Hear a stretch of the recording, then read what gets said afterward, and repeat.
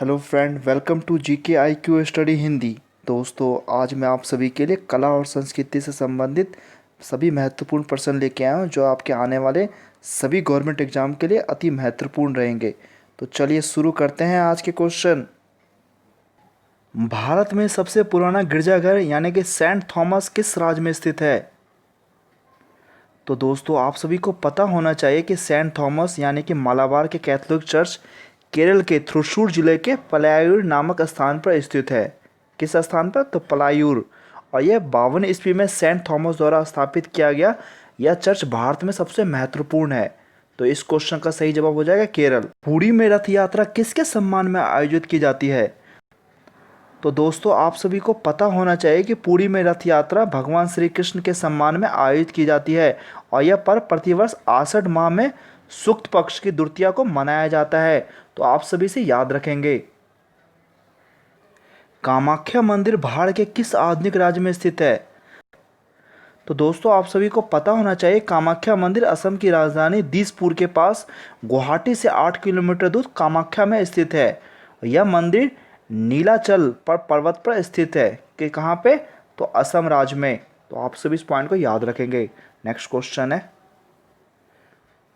कामाख्या मंदिर किस राज्य का महत्वपूर्ण पर्यटन स्थल है? तो दोस्तों, इससे पहले क्वेश्चन मैंने आपको बता भी चुका हूँ कि कामाख्या मंदिर असम की राजधानी दिसपुर के पास गुवाहाटी से 8 किलोमीटर की दूरी पर स्थित है। यह मंदिर नीलाचल पर्वत पर स्थित है।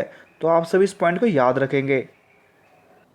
अमृता शेरगिल किस रूप में प्रसिद्ध है? तो दोस्तों, आप सभी को पता होना चाहिए कि अमृता शेरगिल एक चित्रकार के रूप में प्रसिद्ध है और इन्होंने भारतीय कला को आधुनिकता की ओर मोड़ देने का बहुत ज़्यादा महत्वपूर्ण कार्य किया था।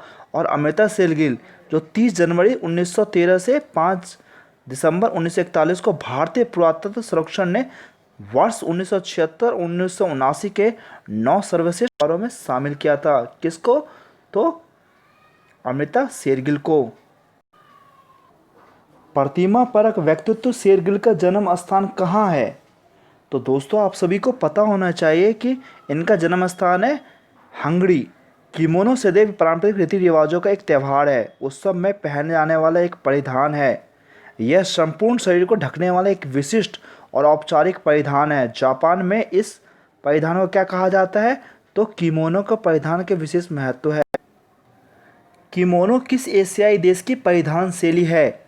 तो दोस्तों, आप सभी को पता होना चाहिए जो किमोनो है, किमोनो एक जापान एक पारंपरिक परिधान है, वहाँ की एक शैली है। राग करेश्वरी की रचना किसने की थी?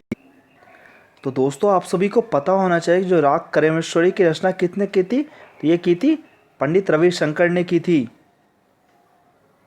राग मियाँ की मल्हार की रचयिता किसे माना जाता है? तो दोस्तों, आप सभी को पता होना चाहिए अकबर के नवरत्नों में से एक तानसेन ने राग मियाँ की मल्हार नामक पुस्तक जो संगीत से संबंधित है। अकबर ने तानसेन को कंठाभरण वाणी विलास की उपाधि भी प्रदान की थी। और दोस्तों, आप सभी को ये भी पॉइंट याद रखना है कि अबुल फजल ने कहा कि तानसेन के सम्मान गायक पिछले 1000 वर्षों में भारत में अभी तक नहीं हुआ है। तो आप सारे ये पॉइंट याद रखेंगे। मोनालिसा का सुप्रसिद्ध चित्र किसने बनाया था? तो दोस्तों, आप सभी को पता होना चाहिए कि मोनालिसा लियोनार्दो विंची का एक तैलीय चित्र है जो वर्ष 1503 से लेकर 1519 के बीच पूरा हुआ था। तो आप सभी इस पॉइंट को याद रखेंगे। अब मैं आप लोगों से नेक्स्ट वीडियो मिलता हूँ, तब तक के लिए धन्यवाद।